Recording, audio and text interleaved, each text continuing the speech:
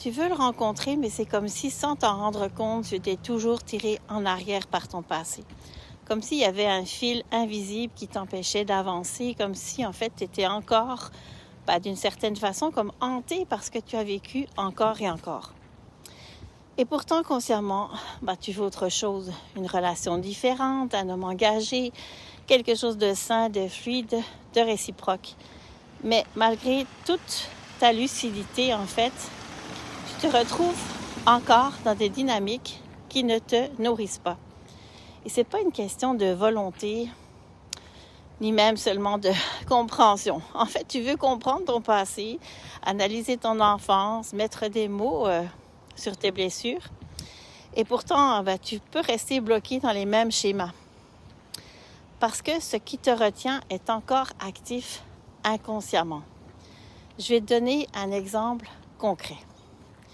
Une femme que j'ai accompagnée attirait toujours des hommes indisponibles. Elle le voyait, elle le savait, elle pouvait même très bien l'expliquer. Mais à chaque nouvelle rencontre, elle ressentait ce petit quelque chose, cette intensité, cette connexion.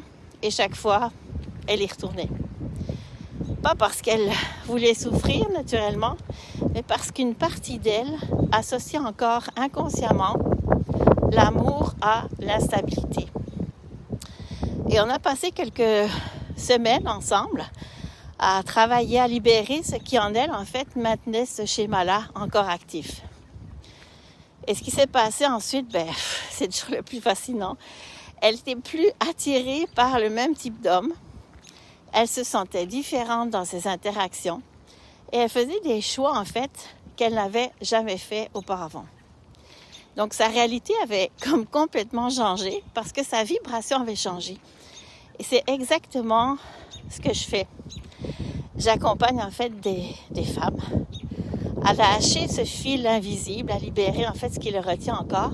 Pas juste à comprendre, mais vraiment à transformer pour qu'elles puissent enfin avancer avec plus de facilité vers cette nouvelle identité qu'elles sentent déjà en elles. C'est celle qui vit une relation vraiment alignée avec un partenaire engagé et prêt. Alors oui, il est question d'attirer la bonne personne, celle qui, comme toi, veut s'engager et est prête à vivre aussi une belle relation. Mais si tu envoies inconsciemment toujours un signal d'impossibilité, ça restera impossible. Parce que ce que tu vibres, te vibre aussi.